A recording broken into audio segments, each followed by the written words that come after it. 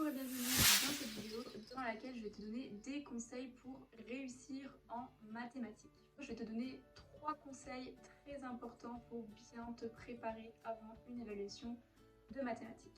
On passe au premier conseil. Quand je demande à mes élèves comment est-ce que vous vous préparez avant une évaluation, la plupart des élèves me répondent « je lis le cours ». Alors il y a beaucoup d'élèves qui lisent le cours et qui apprennent aussi le cours, les définitions, les propriétés par cœur. Je sais qu'il y a plein d'élèves qui font ça et qui n'arrivent pas à avoir des bonnes notes en mathématiques. Pourquoi?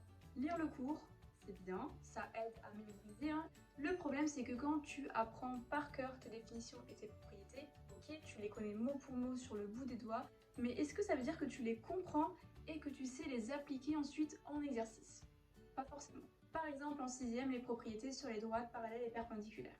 La propriété, si deux droites sont parallèles, toute droite perpendiculaire à l'une est perpendiculaire à l'autre, ok, tu la connais par cœur, super, tu l'as appris, c'est très bien, mais est-ce que tu la comprends et est-ce que tu sais l'appliquer ensuite dans tes exercices pour prouver que deux droites sont perpendiculaires? Tu vas te mélanger les pinceaux, tu vas dire mais je la connais pourtant, je l'ai appris, pourquoi j'arrive pas ensuite à refaire ça en évaluation? Pourquoi? Et bien là on passe au deuxième conseil. Le deuxième conseil, ça va être de ne pas oublier d'ouvrir ton cahier d'exercice. Les élèves ont tendance à prendre le cahier d'exercice comme un cahier où on s'exerce lui à la maison en classe. Quand la prof leur demande de faire l'exercice, ils le font. Mais après, quand il s'agit de réviser pour une évaluation, de te préparer à l'évaluation, les élèves ont tendance à mettre le cahier d'exercice de côté, à le négliger complètement et à juste se concentrer sur le cahier de leçons. Et bien c'est là le principal problème d'échec en mathématiques chez les élèves. Alors, ce qu'il faut que tu fasses en premier temps, oui, c'est d'apprendre du coup et de comprendre ton cours, tes exemples, etc. Mais ensuite, il faut que tu prennes ton cahier d'exercice pour savoir si tu sais appliquer ce que tu as appris dans la leçon. Et là, ce qui est important, ce n'est pas de lire la correction, d'accord, des exercices. Parce que quand on lit une correction, c'est simple, tu dis bah oui, ok, c'est bon, j'ai compris, je passe à la suite, c'est bon. Non, il faut que tu refasses tout seul les exercices sans regarder la correction. Et c'est là la clé de la réussite en mathématiques. Tu peux prendre ton cahier de leçons si tu veux pour revoir un peu la formule, etc. Oui, parce que voilà, tu te prépares, t'es pas encore prêt, tu connais pas encore peut-être toutes les définitions, mais ne regarde pas la correction. Essaie de le faire seul. Tu fais ton exercice et ensuite, une fois que tu as terminé, là tu compares ensuite ce que tu as fait avec ta correction et tu regardes justement qu'est-ce qui est bon, qu'est-ce qui est pas bon, sur quoi je me suis trompée, pourquoi c'est faux. Aussi des fois, il y a des élèves qui ont la bonne démarche, la bonne méthode, le bon raisonnement, mais qui trouvent un résultat faux. Et ils vont se dire voilà, je suis nulle, j'arrive pas, j'ai pas compris. Non, des fois la seule raison pour laquelle ta réponse est fausse, c'est juste des fois une erreur de calcul. Vraiment, c'est une petite erreur que tu peux rectifier en prenant ton temps, en relisant ta copie, etc. Donc voilà, il faut vraiment analyser tes erreurs. Du coup aussi, ce qui est important en fait, c'est que ton cahier d'exercice soit correctement tenu. Un cahier d'exercice, c'est pas un cahier de brouillon. C'est un cahier qui doit être aussi bien tenu que le cahier de leçon. Il doit être complet, tu dois avoir toutes tes corrections à jour, le numéro des exercices, la page, etc. Le troisième conseil, c'est une fois que tu as fait tes exercices sans correction, tu compares avec ta correction et c'est là que tu vas du coup repérer tes points faibles.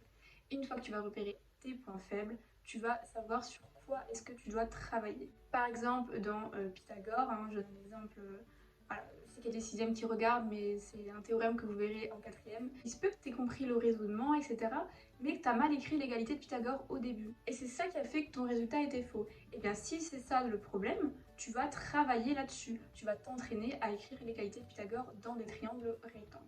Voilà. Il faut que tu repères tes erreurs, que tu les analyses et qu'ensuite tu travailles bien sur tes points faibles. C'est ça en fait le secret de la réussite en mathématiques. En général, dans un chapitre, on a plusieurs objectifs différents.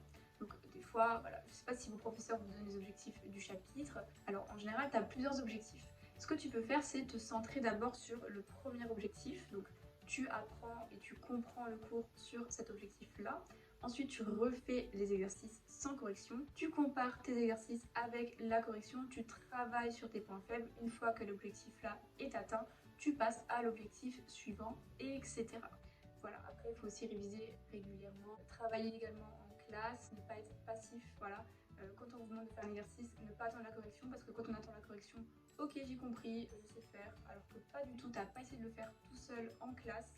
Voilà, et ce que tu fais en classe aussi, c'est 80% du travail qui est déjà fait. Donc il te reste 20% à faire à la maison. Si en classe tu fais rien, tu fais jamais tes devoirs, ça aussi c'est très important du coup faire tes devoirs parce qu'en fait quand tu fais des exercices qu'on te demande de faire, tu n'as pas la correction déjà de base, tu as l'exercice et il vaut mieux que tu réfléchisses sur un exercice, même si c'est faux, tu as réfléchi dessus, que de ne pas le faire du coup et attendre la correction et croire que tu as compris alors que tu n'as pas compris. Voilà.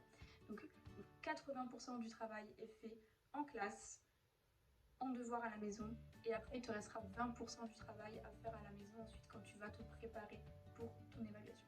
Voilà, donc j'espère que ces conseils vont bien t'aider à te préparer pour tes évaluations et vont enfin te faire progresser et prendre confiance en toi en mathématiques parce que vraiment c'est pas compliqué, c'est surtout une méthode de travail qui n'est pas adaptée à la matière. Après voilà, il y a d'autres matières hein, où il faut procéder de la même façon. Voilà, je pense que juste le seul problème pour certains élèves en maths, c'est vraiment que vous n'avez pas la bonne façon de réviser. Voilà, donc j'espère que cette vidéo t'aura bien aidé. N'hésite pas à ajouter un commentaire si tu as une question, quoi que ce soit. N'hésite pas également à t'abonner à la chaîne pour voir toutes mes vidéos et activer la cloche pour te tenir informé des vidéos. Merci.